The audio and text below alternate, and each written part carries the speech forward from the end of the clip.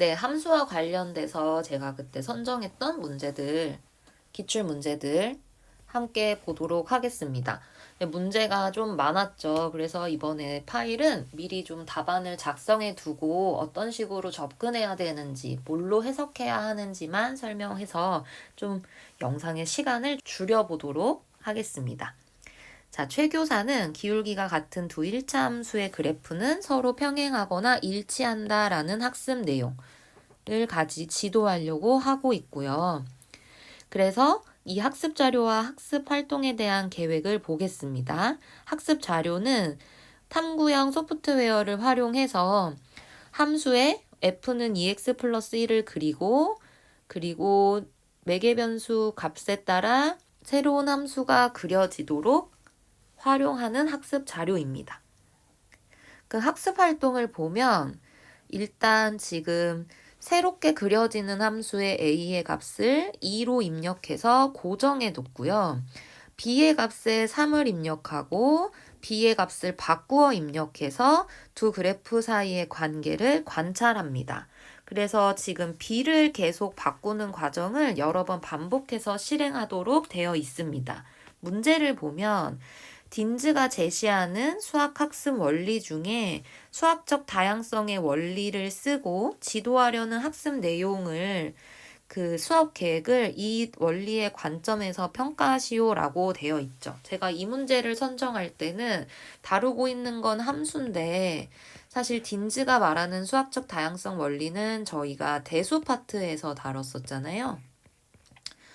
그래서 그냥 풀 수 있겠다라고 생각해서 문제에 넣었어요. 그러면 저희가 대수 파트에서 외웠던 수학적 다양성의 원리를 먼저 적어보면 수학적 다양성의 원리는 수학적 개념의 일반화를 위한 전략으로 일반적인 수학적 개념을 이루는 불변의 특성이 드러나기 위해 그죠? 비본질적인 모든 특성을 변화시켜야 한다는 것이 딘즈의 수학학습의 원리입니다. 그러면 지금 여기서 배우는 것이 기울기가 같으면 서로 평행하거나 일치한다라는 걸 보여줘야 하는 거잖아요. 그러면 우리가 y는 ax 플러스 b랑 y는 a-x 플러스 b-의 그래프로 접근한다고 했을 때 변화시켜야 하는 모든 것이 무엇일까를 생각을 해보는 거죠. 그 관점에서 이 활동을 평가한다면 그래서 적어봤을 때 최 교사는 기울기가 같은 두 일차함수의 그래프는 평행하거나 일치한다는 내용을 지도하기 위해 일차함수 그래프의 기울기를 같게 하고 y절편을 변화하게 한 것은 잘 하긴 한 거죠. 근데 기울기도 변화시켜서 확인할 수 있었어야 되는데 그 값은 고정된 2만 사용할 수 있었기 때문에 다소 불완전하게 적용되었다라고 정리할 수 있겠습니다. 2009년 기출 3번 보겠습니다. 다음은 함수 개념을 도입할 때 사용할 수 있는 예이다라고 되어 있어요. 지금 가의 예시는 2km의 속력으로 직선 운동하는 기차가 P지점을 지난 지 X분 후에 P지점으로부터 Ykm 떨어진 지점을 지난다. XY 사이 관계를 표현해라. 사실 정비례 관계에 해당하죠. 그리고 넓이가 12제곱센티미터인 직사각형의 가로의 길이가 xcm면 세로의 길이는 y다. 그러니까 우리가 얘를 관계식 적으면 xy가 10이니까 x와 y 관계가 반비례 관계에 해당합니다. 그리고 이 각 나라와 수도를 연결하는 활동은 집합의 벤 다이어그램과 같이 생긴 것들이 연결이 되는 거죠. 그랬을 때 보시면 가와 나는 결국 정비례 관계와 반비례 관계, 종속 관점에 대한 내용이고 다는 대응 관계를 나타내고 있습니다. 여기 오타가 있네요. 종속성에서 대응입니다. 가나다를 한번 살펴볼게요. 역사 발생적 원리에 따라 함수 개념을 지도한다면 종속 관점에서 대응 관점으로 변했으니까 가와 나로부터 출발해서 다로 가는 것이 바람직하죠. 그래서 기억은 맞는 거고요. 집합론을 토대로 한 현대 수학, 그러니까 좀 더 엄밀하게 정의한 수학을 말하죠. 그럼 함수 개념을 가와 나가 아니라 다와 같은 맥락으로 설명한다라는 것이니까 니은도 옳은 설명입니다. 2007년 개정 수학과 교육과정이라서 좀 이 문제를 디귿은 사실 버리셔도 상관없는데 2007년 개정 교육과정에서도 지금하고 똑같이 중학교 함수 개념은 비례관계로 시작을 하고요. 그리고 다와 같은 맥락은 고등학교에서 도입하게 됐기 때문에 디귿은 틀린 설명이라서 정답은 3번이 됩니다. 2009년 기출 12번 볼게요. 얘는 설명을 쓸 칸이 없어서 그냥 문제 보면서 답만 체크하겠습니다. 지금 보면 유리함수의 그래프를 그리려고 하고 이 그래프의 특징에 대해 알 수 있는 것을 자유롭게 이야기해 봅시다 라고 하면서 A는 얘가 x 플러스 2 더하기 x 마이너스 1분의 4를 더한 형태이기 때문에 이 직선과 쌍곡선을 각각 그린 y값을 더해서 그릴 수 있지 않을까요? 라는 A가 얘기를 했고 B는 이렇기 때문에 이 그래프는 x와 y가 점점 커지거나 작아질 때 직선 y는 x 플러스 2랑 비슷해질 것 같다라고 얘기를 했습니다. 그랬더니 교사가 그럼 그래프 계산기로 직접 각각 그려보고 두 함수를 더해보면서 여러분이 생각했던 걸 확인해 봅시다 라고 얘기하고 그래프를 각각 그리고 얘를 그려서 확인하고 있죠. 이런 내용이 담겨져 있어요. 국소적 접근이랑 정의역 전체에서 그래프를 해석하는 전체적 접근을 보기는 어렵죠. 국소적 접근은 근방에서의 접근인데 이게 보이지 않습니다. 그리고 그래프 표현과 대수식 표현 사이의 변역 활동을 통해서 이와 유사한 문제의 해결에서 유리함수의 개념을 유연하게 활용할 수 있도록 지도하고 있다고 보기에는 번역 활동이 보이지 않고 있습니다. 그래프 계산기를 활용하여 직선, 쌍곡선을 비롯한 여러 가지 그래프를 구체적으로 그려보고 있기 때문에 이 수업은 수학적 다양성의 원리를 적용한 것이다 라고 하기에는 우리가 알고 있는 수학적 다양성의 원리는 본질적인 특성을 알기 위해 비본질적인 것을 변화시키는 거지 다양한 그래프를 그리는 것이 아니기 때문에 3번도 적절하다고 보기가 어렵습니다. 4번은 대수식의 시각화를 통하여 유리함수와 관련된 추측이 참임을 확인하는 경험적 정당화 활동을 하고 있다라고 되어 있는데 이것이 가장 적절하죠. 우리가 이런 그래픽 계산기나 컴퓨터 소프트웨어를 사용하면 바로바로 시각화되는 것이 가장 장점이고 학생들이 뭐뭐 하지 않을까요? 라고 물어봤던 추측을 직접 그려봄으로써 이게 맞는 건지 확인하는 활동을 하고 있는 것이기 때문에 4번이 가장 적절합니다. 그래프 표현과 대수식 표현 사이의 연계성을 통하여 학생들에게 대수식 조작의 의미를 반성하고 있냐라고 물어보면 대수식 조작의 의미를 반성했다고 보기는 어렵죠. 그래서 답은 4번입니다. 13번 기출 보겠습니다. 김 교사가 삼각함수 단원을 수업한 후에 수행평가를 위하여 만든 과제인데 이 과제로 평가할 수 있는 항목으로 가장 거리가 먼 것을 물어봤어요. 그럼 지금 이 과제를 보면 2년간 월 평균 온도를 조사하시오라고 했습니다. 그럼 학생들이 가장 이제 해야 하는 수행이 온도를 직접 조사하는 것하고 그 다음에 X축을 월로 두고 Y축을 월 평균 온도로 둬서 지금 직접 구한 자료를 순서상으로 해서 좌표 평면 위에 나타내야 되는 거죠. 그러니까 본인이 조사한 자료를 순서상으로 나타낼 수 있어야 하고 그 순서상을 좌표 평면 위에 나타낼 수 있어야 합니다. 그리고 이렇게 찍은 점들이 나타낼 수 있는 적당한 삼각함수를 찾는 과정을 자세히 기록하라고 되어 있죠. 그러니까 찍힌 점을 가지고 이게 왜 이 삼각함수에 해당할 수 있는지를 자세히 기록한다는 건 그 이유를 사실 설명해야 되는 내용입니다. 그리고 내년에 우리 도시의 월별 온도를 예측을 하는 것을 써야 하는 거죠. 그러면 어떤 게 가장 먼지 볼까요?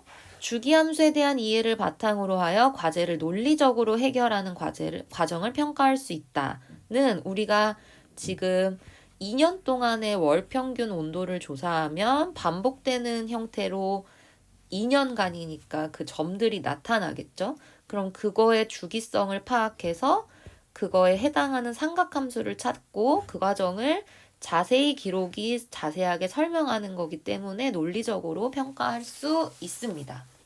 그리고 자연현상을 수학적 모델링을 통하여 이해하고 라고 되어 있으니까 우리가 지금 현재 내가 살고 있는 도시의 월평균 온도로부터 출발해서 삼각함수를 찾아가는 과정이기 때문에 2번도 평가할 수 있다고 보여집니다. 문제 해결에 필요한 식과 그래프 기호의 정확한 사용 능력도 역시 이 자세히 기록하는 자신의 과정을 설명한 그 내용에서 평가할 수 있어지고, 그리고 이 삼각함수를 찾는 과정, 이 주어진 문제 상황에 내가 왜 이거를 적용하는지도 평가할 수 있게 됩니다. 하지만 예측을 한 것이 어떤 유용성을 인식하게 했다라는 학생의 정의적 부분을 평가하기에는 수행의 결과가 정의적 영역을 본다고 하기엔 사실 그냥 해석하고 예측하는 활동만 했지, 이게 어떤 유용하구나라는 신념을 평가하는 내용은 따로 있지가 않기 때문에 가장 거리가 먼 것은 5번입니다. 2011 기출 6번 보겠습니다. 1차 함수 단원에 나오는 문제와 풀이죠. 수학적 모델링 관점에서 볼 때, 그러니까 저희가 수학적 모델링은 기회가 되면 다시 한번 정리를 하긴 할 텐데 여기서 일단 주된 내용을 간략하게만 설명하면서 보겠습니다. 이 풀이에 대한 설명으로 옳은 것은 인데, 운동 중 분당 최대 한계 심장 박동수 H해와 신체 나이 A세 사이에는 이런 관계식이 성립한다고 하자라고 되어 있으면서 15세에서 20세가 되었을 때 운동 중 분당 최대 한계 심장 박동수의 변화를 구하는 과정을 설명하시오라고 되어 있죠. 그래서 이 풀이를 보면 15세에서 20세가 되었으니까 A에 15를 대입해서 심장 박동수를 구하고 20을 대입해서 최대 심장 박동수를 구하고 그것의 차이를 구했죠. 그리고 나서 이것을 해석한 게 심장 박동수는 4만큼 감소한다라고 되어 있습니다. 설명 중 옳은 것을 고르는 것인데, 실생의 상황을 수학 문제로 단순화시키는 활동이 포함되어 있냐라고 묻는다면 단순화시키는 게 아니라 그냥 이미 주어진 식을 가지고 다루는 것이기 때문에 그 활동이 포함되어 있지는 않습니다. 그리고 수학적 모델 내에서 찾은 해를 해석하는 활동은 포함이 되어 있죠. 4라는 이 값이 어떤 의미를 갖는 것인가 라고 해석하는 운동 중 분당 최대 한계 심장 박동수는 4만큼 감소한다 라는 활동이 포함되어 있습니다. 수학적 모델을 탐색하고 수정하는 활동도 포함되어 있지 않죠. 어떤 수학적 모델을 사용해야 하는지가 이미 제시되어 있기 때문에 포함되어 있다고 보기는 어렵습니다. 그래서 정답은 2번입니다. 함수의 역사적 발달과 관련된 설명 중 옳은 것을 골라보겠습니다. 함수는 주로 정적인 맥락, 즉 여러 상황에 대한 동시 고려의 필요성이 제기되는 맥락에서 17세기 무렵부터 의식적으로 사용되었다라고 되어 있는데요. 의식적으로 사용된 것이 17세기는 맞습니다. 근데 이 17세기에 시작한 의식적 단계는 기하적 함수 단계이지 이런 정적인 맥락이 아니기 때문에 얘는 옳지 않습니다. 함수 기호는 오일러가 처음으로 사용했죠. 그래서 얘는 맞지 않습니다. 오일러는 함수를 어떤 양이 다른 양에 종속된다면 전자를 후자의 함수라고 표현한 것은 맞는데요. 변하는 것과 어떤 상수가 결합된 크기다라고 제시한 것은 베르노이입니다. 그래서 3번도 맞지 않습니다. 디리클레 함수의 출현은 독립변수와 종속변수의 구분이 명확해지는 결정적 계기가 되었다라고 되어 있는데, 디리클레 함수의 출현으로써 사실 변수 개념은 함수에서 사라지게 되는 거죠. 그래서 4번도 맞지 않습니다. 부르바키 학파는 집합 이론에 기초하여 순서상의 집합의 부분 집합이 어떤 특정한 조건을 만족할 때 그 부분 집합을 함수로 정의하였다가 옳은 설명입니다. 다음 기출문제 보겠습니다.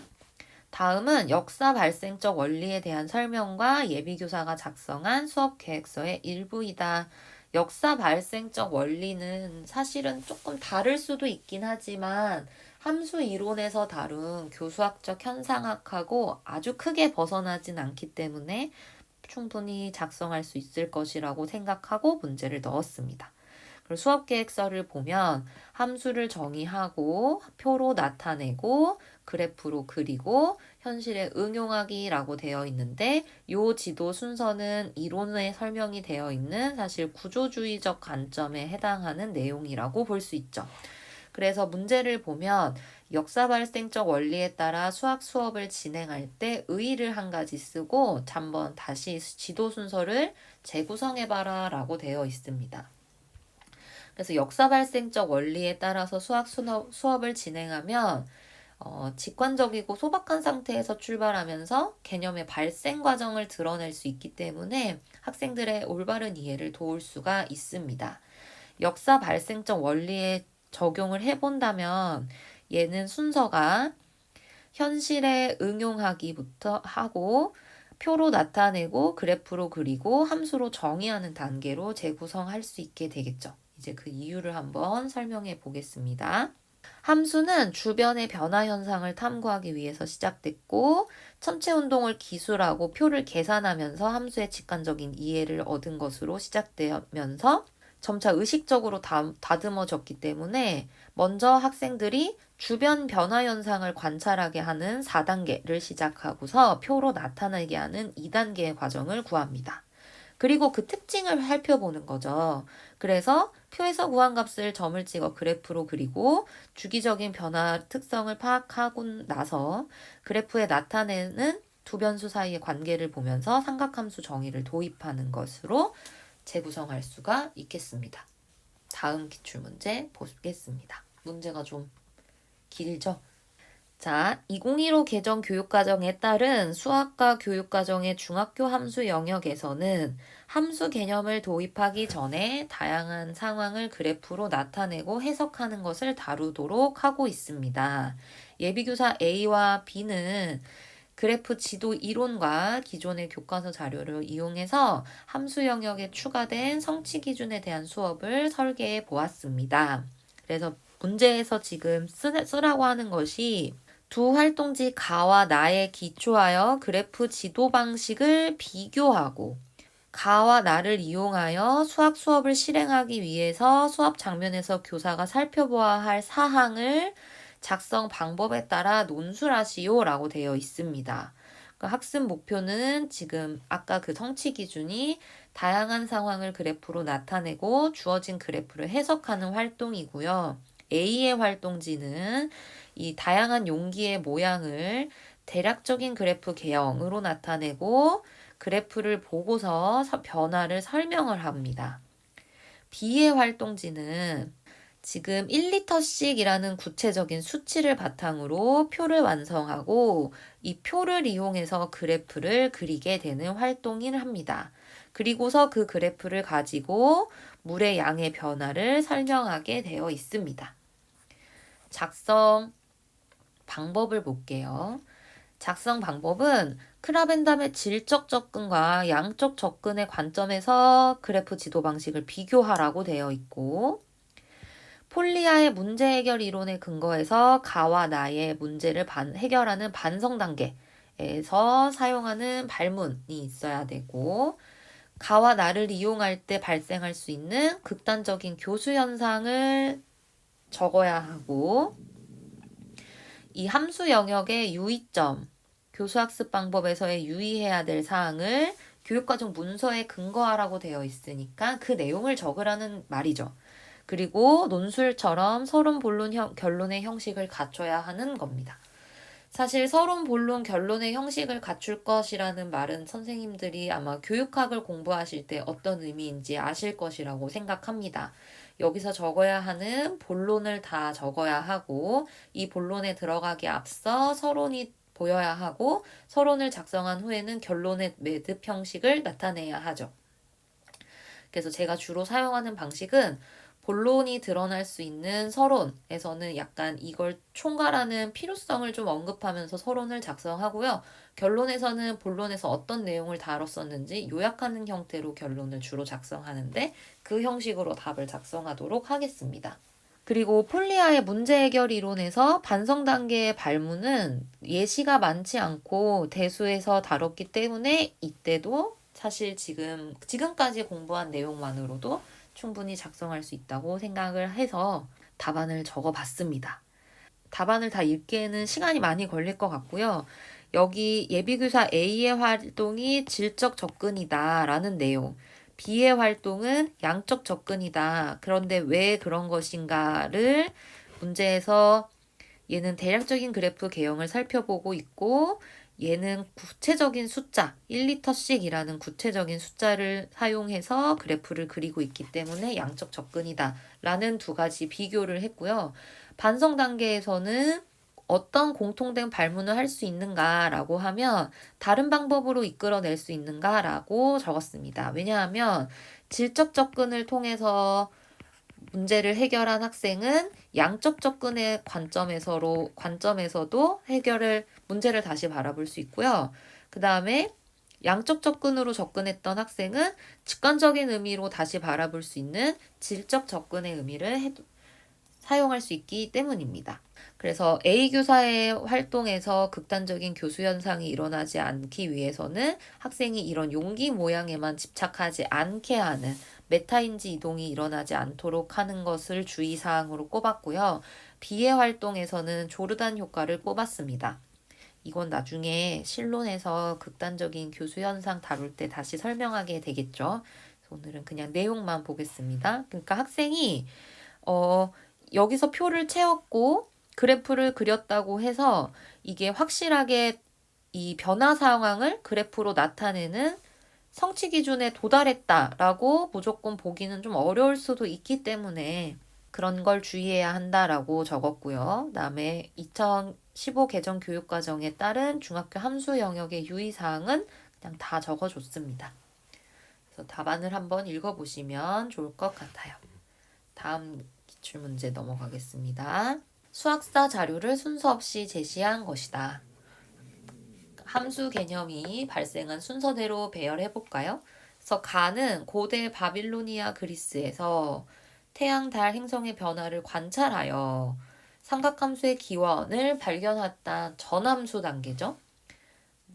그리고 문자를 사용하는 방식을 발전시키고 데카르트가 해석기하학을 창조한 것에 기초하여 함수를 대수적으로 연구했고 오일러가 나와 있습니다. 대수적 함수 단계죠.